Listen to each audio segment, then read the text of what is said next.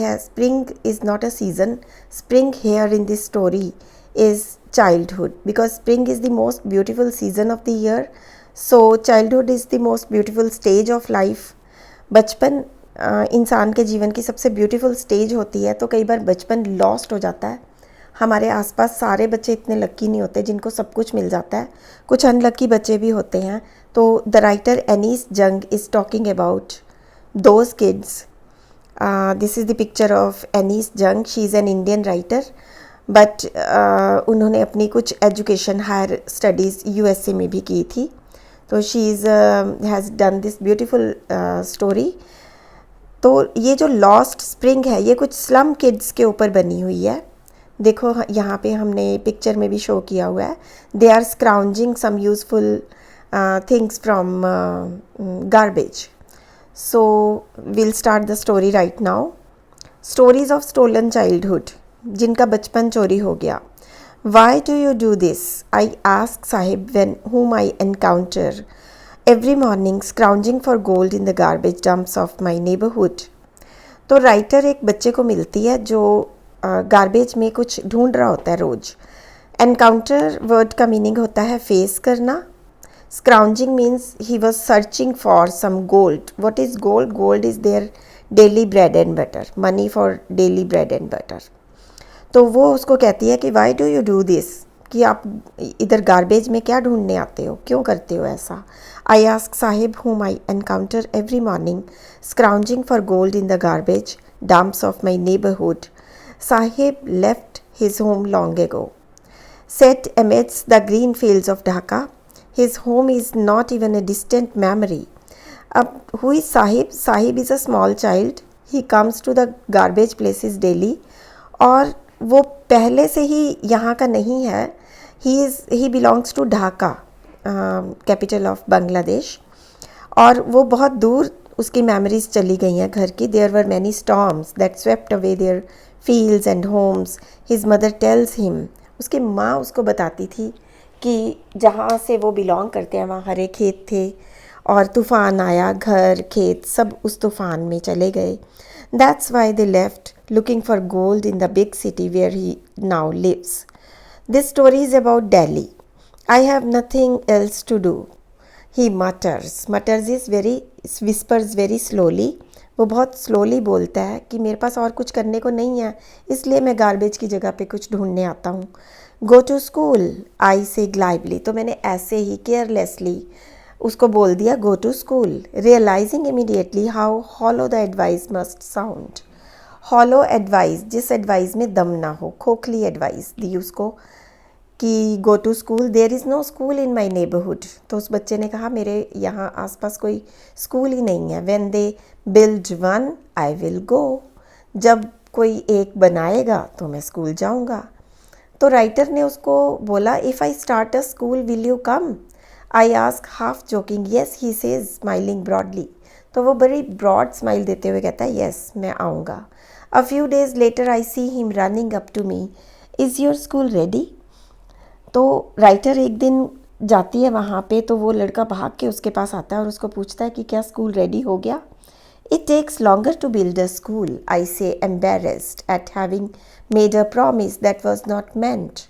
तो मुझे embarrassment हुई. What is embarrassment? परेशानी हुई, ट्रबल हुई कि मैंने ऐसा प्रॉमिस कर दिया जिसका कोई मतलब नहीं था. But promises like mine abound in every corner of this bleak world. दुनिया बहुत bleak है, खाली है. यहाँ पर ऐसे ही हर कोने में promises किए जाते हैं जो कभी पूरे नहीं होते. After months of knowing him, I ask him his name, Sahib Alam. He announces. मैंने उसका नाम पूछा तो उसने बोला साहिब आलम. He doesn't know what it means. If he knew its meaning, Lord of the Universe. What was the meaning of his name? Lord of the Universe. वो पूरे आलम का लॉर्ड था. He would have a hard time believing it. अगर उसको इसका मतलब पता होता तो उसको विश्वास नहीं होता इसके ऊपर कि उसका नाम ये है. Unaware of what his name represents, he roams the streets with his friends, an army of barefoot boys who appear like the morning birds and disappear at noon. अब उसके जो फ्रेंड्स हैं वो उनके साथ गलियों में घूमता है, पैरों में उनके कोई चप्पल नहीं होती, and they appear like morning birds. वो सुबह आते हैं, सुबह सुबह गार्बेज में कुछ ढूंढने, डिसअपियर एट नून, दोपहर होते ही गायब हो जाते हैं। They are not seen, disappear means we can't see them in the afternoon. Over the months I have come to recognise each of them, और महीनों तक उनको ऑब्जर्व किया राइटर ने, तो फिर वो सबको पहचानने लगी। Why are not you wearing chappals, I ask one. My mother did not bring them down from the shelf, he answers simply. तो राइटर उसको उनको पूछती है कि आप चप्पल क्यों नहीं पहनते, तो वो कहते कि हमारी मम्मी शेल्फ से नहीं उतार के देती। Even if she did, he will throw them off, adds another who is wearing shoes that do not match. एक और कहता है कि अगर उनकी मम्मी उनको चप्पल दे भी देगी तो भी वो पहनते नहीं हैं, फेंक देते हैं, थ्रो कर देते हैं। उसने भी, उस बच्चे ने भी जो शूज़ पहने हुए थे वो दोनों भी आपस में मैच नहीं करते थे। When I comment on it, जब मैं इस पर बात करती हूँ, he shuffles his feet and says nothing. I want shoes, says a third boy, who has never owned a pair all his life. एक तीसरा बच्चा कहता है कि मुझे भी शूज़ चाहिए। Traveling across the country, I have seen children walking barefoot in cities or on village roads. It is not lack of money but a tradition to stay barefoot is one explanation. तो वो writer पूरे country में जब घूमती है तो she observes there are so many kids without shoes. जब किसी से पूछो तो वो कहते हैं कि बेयर फुट रहना, पैरों में चप्पल ना पहनना हमारी एक ट्रेडिशन है। ये एक्सप्लेनेशन वो देते हैं। आई wander if this is only an excuse to explain away a perpetual state of poverty. Actually, this is a condition of poverty. That is why they do not have shoes. I remember a story a man from Udupi once told me. Udupi में एक बार एक story बताई गई थी। As a young boy, he would go to school past an old temple. जब वो एक व्यक्ति छोटा था तो वो मंदिर के पास से स्कूल जाता था, where his father was a priest. He would stop briefly at the temple and pray for a pair of shoes. तो वो थोड़ी देर के लिए वहाँ रुक जाता और जूते मांगता भगवान से। 30 years later I visited his town and the temple. जब मैंने 30 साल बाद वही टाउन और वही टेम्पल विजिट किया, which was now drowned in an air of desolation.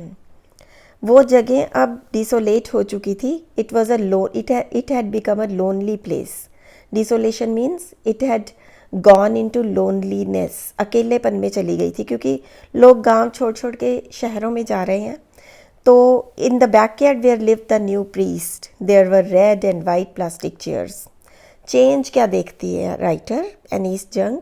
She observes वहाँ पर प्लास्टिक की चेयर्स हैं, red and white. A young boy dressed in a grey uniform, एक बच्चा है वहाँ, उसकी यूनिफॉर्म ग्रे कलर की है, उसने सॉक्स भी पहनी है, शूज़ भी पहने हैं। Arrived painting and through his school bag on folding bed, और वो आता है, उसको सांस चढ़ी हुई है और वो अपना बैग फेंक देता है फोल्डिंग बेड पे।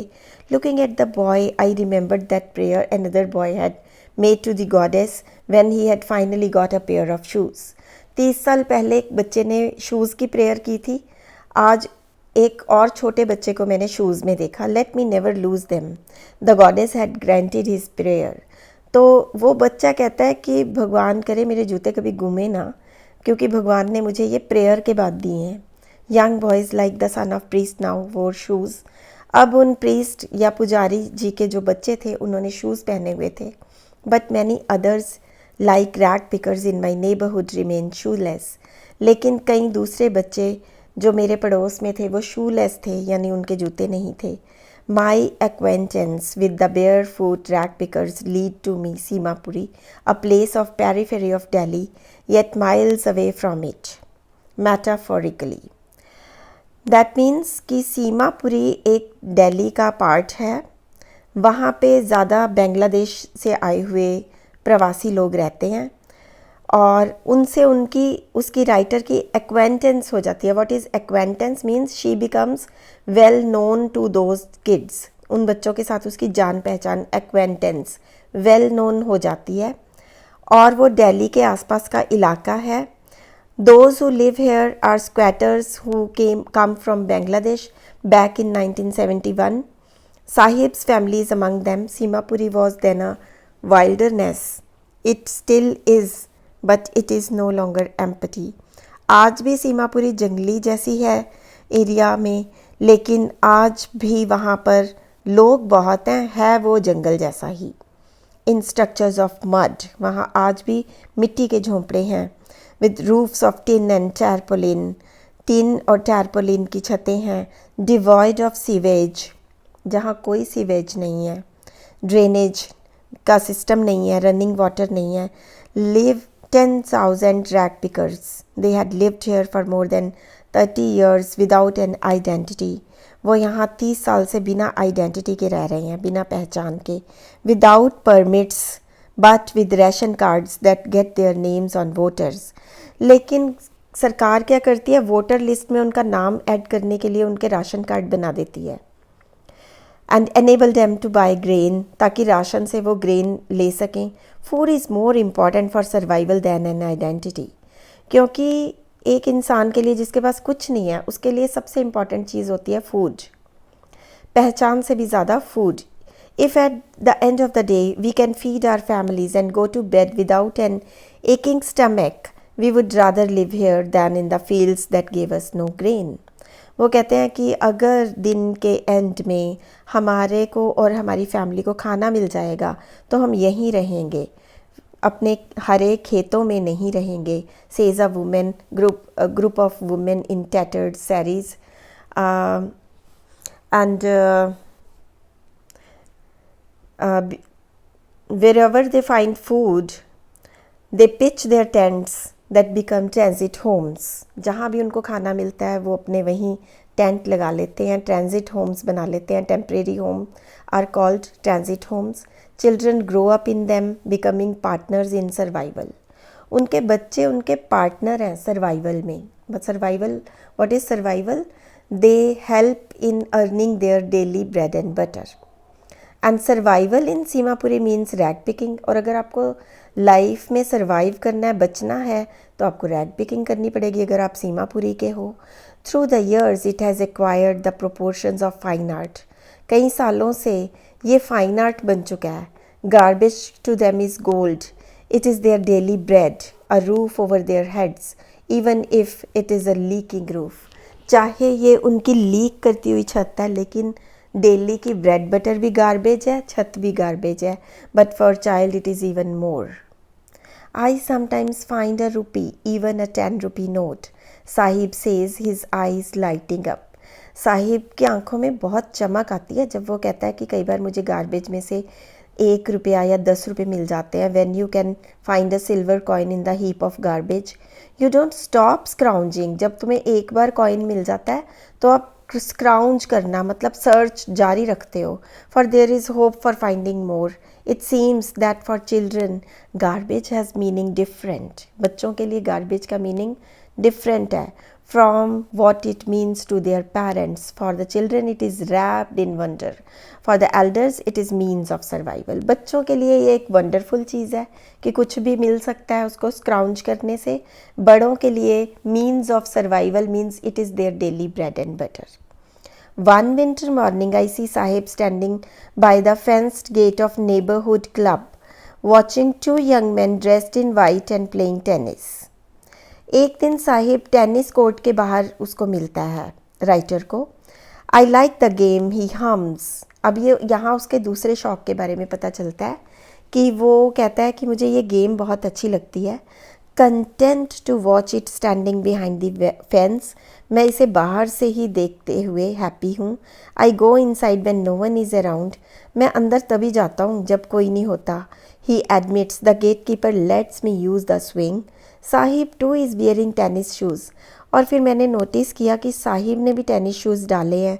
That look strange over his discoloured shirt and shorts. Someone gave them to me, he says in the manner of an explanation. वो एक्सप्लेन करते हुए, डिटेल बताते हुए कहता है कि मुझे किसी ने ये शूज़ दिए थे. The fact that they are discarded shoes of some rich boy. वो किसी अमीर बच्चे के फेंके हुए जूते थे, डिस्कार्डेड जूते थे. who perhaps refuse to wear them because of a hole in one of them doesn't bother him. और उसके अंदर एक होल भी है लेकिन साहिब को बॉदर नहीं होता. For one who has walked bear foot, क्योंकि वो व्यक्ति है जिसने नंगे पैर चला है, उसके लिए वो होल वाला जूता भी ड्रीम कम ट्रू की तरह है. But the game he is watching so intently is out of his reach. Intently means very carefully. जिस गेम को वो इतने ध्यान से रोज़ देखता है वो उसके आउट ऑफ रीच है, वो उसके पहुंच से बाहर है. This morning Saheb is on his way to the milk booth. In his hand is a steel canister. I now work in a tea stall down the road, he says, pointing in the distance. In this scene Sahib change हो गया. उसके हाथ में एक canister है जिसमें दूध लेके जा रहा है वो. Now he is working for a tea stall जो उसको 800 रुपीज़ देते हैं और खाना देते हैं. All my meals. Does he like the job? तो राइटर ने उसको एक क्वेश्चन पूछा, क्या आपको अपनी जॉब अच्छी लगती है? His face I see has lost the care look. लेकिन उसके चेहरे की केयर फ्री लुक चली जाती है. The steel canister seems heavier than the plastic bag he would carry so lightly over his shoulder. क्योंकि अब जो उसने स्टील का डब्बा दूध वाला उठाया था वो उसको हैवी लगता है उसके गार्बेज वाले बैग से ज़्यादा heavy. Because bag was his. Canister belongs to the man who owns the tea shop. Saheb is no longer his own master. अब वो नौकरी करता है टी शॉप वाले से, उसी का कैनिस्टर है, अब वो अपना मालिक नहीं है. I want a driver car. अब एक और बच्चा, ये लॉस्ट स्प्रिंग है ना, this is the lost childhood of Saheb we have read right now. Now we are moving to another child, Mukesh. Insist on being his own master. I will be a motor mechanic, he announces. अब मुकेश है, मुकेश कहता है कि मैं एक motor mechanic बनूंगा. Do you know anything about cars? I ask. I will learn to drive a car, he answers, looking straight into my eyes. वो मेरी आंखों में सीधा देखता है. His dream looms like a mirage amidst the dust of streets that fill his own Firozabad, famous for its bangles. Now the story is opening in Firozabad, जहाँ पर bangles बनती हैं, फेमस है फिरोज़ाबाद. और ये उसको जो ड्रीम है वो शाइन करता है. लूम मतलब शाइन्स. उसकी आंखों में ड्रीम है कि दूर कहीं मायरेज पर, जहाँ जो एक आभास है, वहाँ पर वो देख रहा है कि मैं ड्राइव करूँगा car. But every other family in Firozabad is engaged in making bangles. It is the center of India's glass blowing industry, where families have spent generations working around furnaces, welding glass, making bangles for all the women in the land, it seems.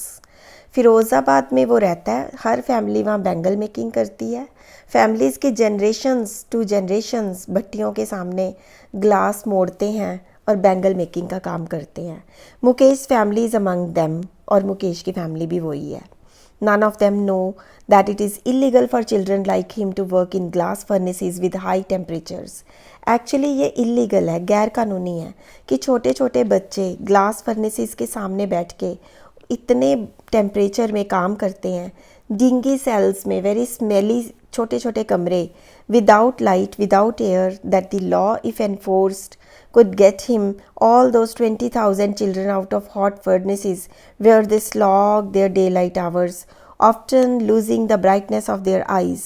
20,000 बच्चे उन भट्टियों के सामने दिन रात बैठते हैं, उनकी आंखों की रोशनी भी चली जाती है. बिकॉज़ वो सारा दिन अंधेरे में रहते हैं तो उनकी आंखें जब धूप में खुलती हैं तो वो रोशनी को बर्दाश्त नहीं करती. Mukesh eyes beam as he volunteers to take me home. Mukesh की आंखें चमक जाती हैं जब वो मुझे घर लेकर जाना चाहता है. When he proudly says it being rebuilt. We walk down stinking lanes choked with garbage, past homes that remain hovels with crumbling walls, wobbly doors, no windows, crowded with families of humans and animals coexisting in a primeval state. अब ये उसकी गलियों का और घर का हालत है. चोक्ड विद गार्बेज, ठीक है. और घर कैसे हैं? क्रम्बलिंग वॉल्स वाले हैं, टूटी फूटी दीवारें. वॉबली डोर्स हैं, डोर्स बहुत ही घटिया टिन के बने हुए हैं. विंडोज़ नहीं है. फैमिलीज़ बहुत ज़्यादा बड़ी हैं, छोटे छोटे कमरों में रहते हैं. एनिमल्स भी को एग्जिस्ट करते हैं उनके साथ. He stops at the door of one such house, bangs a wobbly iron door with his foot and pushes it open. We enter a half-built shack. तो हम एक आधे बने हुए झोंपड़ी में जाते हैं. In one part of it, thatch roof, घास फूस की छत, with dead grass is a firewood stove over which sits a large vessel of sizzling spinach leaves. और वहाँ एक स्टोव के ऊपर स्पिनच की सब्जी भी बन रही होती है. On the ground in large aluminium platters are more chopped vegetables, और प्लेट में और कुछ वेजिटेबल्स भी रखी हैं. A frail means very thin young woman, she's preparing evening meal for the whole family, though her eyes filled with smoke and she smiled. She is the wife of Mukesh elder brother. Now अब उनके घर की जो lady है उसकी हालत बता रहे हैं कि वो धुएं में है और उसके भाई की बड़े भाई की वाइफ है. Not much older in years, लेकिन वो यंग है अभी. She has begun to command respect as the bahu, the daughter in law of the house, already in charge of 3 men. और उसके ऊपर 3 लोगों की केयर करने का, 3 men की केयर करने का भार है. Her husband, Mukesh, and their father. When the older man enters, she gently withdraws behind the broken wall and brings her veil closer to her face. Veil means घूंघट. वो जब एक पर्सन अंदर आते हैं तो वो घूंघट निकाल लेती है, as custom demands. Daughters in law must wheel their faces before male elders. और कस्टम है, रिवाज है कि बहू को बड़ों के सामने अपना फेस व्हील करके रखना है, कवर करके रखना है. In this case the elder is an impoverished bangle maker, और यहाँ एल्डर उनका गरीब बैंगल मेकर फादर है. Despite long years of hard labor, first as a tailor, then as a bangle maker, he has failed to renovate a house. इतना bangle making tailoring करने के बाद भी वो अपना घर पूरी तरह से रेनोवेट नहीं कर सकता. Send his 2 sons to school. All he has managed to do is teach them what he knows, the art of making bangles. वो सिर्फ उनको यही सिखा सका है आज तक कि आर्ट ऑफ बैंगल मेकिंग क्या है. It is his karam, his destiny, says Mukesh grandmother. Mukesh की ग्रैंडमदर कहती है ये उसका भाग्य है. Who has watched her own husband go blind with the dust from polishing the glass of bangles. उसके खुद के हस्बैंड की भी आंखें चली गई थी गोल्ड की डस्ट से जिससे बैंगल्स को पॉलिश किया जाता है. Can a God given lineage ever be broken? भगवान जो लाइन में लिख देता है क्या हम वो बदल सकते हैं. She implies born in the caste of bangle makers, they have seen nothing but bangles. In the house, in the yard, in every other house, every other yard, every street in Firozabad, spirals of bangles, sunny, gold, paddy green, royal blue, pink, purple, every color born out of 7 colors of the rainbow, lie in mounds in unkempt yards, are piled on 4-wheeled handcarts pushed by young men along the narrow lanes of shanty town. ये सारी streets की condition है. Different colours की bangles आपको yards में भी मिल जाएंगी, गाड़ियों में भी मिल जाएंगी. All in dark hutments, dark झोंपड़ियाँ next to the lines of flames of flickering oil lamps. झोंपड़ियों की लाइनों की लाइनें हैं, अंदर ऑयल लैम्प्स जल रहे हैं, वहाँ लड़के लड़कियाँ बैंगल्स बना रहे हैं. Welding pieces of coloured glass into circles of bangles. Their eyes are more adjusted. This line is very important. Their eyes are more adjusted to the dark than to the light outside. उनकी आंखें अंधेरे में ज़्यादा adjust हो गई बाहर की light की बजाय. That is why they often end up losing their eyesight before they become adults. Savita, now another lost childhood. Savita, a young girl in drab pink dress, sits alongside an elderly woman soldering pieces of glass. सरिता एक लड़की है, pink colour की dress डाली है, वो भी ladies के साथ बैंगल मेकिंग कर रही है. As her hands move mechanically like the tongs of machine, I wonder if she knows the sanctity of the bangles she helps make. तो वो एक मशीन की तरह काम कर रही है और उसको ये भी नहीं पता कि ये बैंगल्स जो हैं इनकी क्या पवित्रता होती है, सैंक्टिटी, प्योरिटी होती है.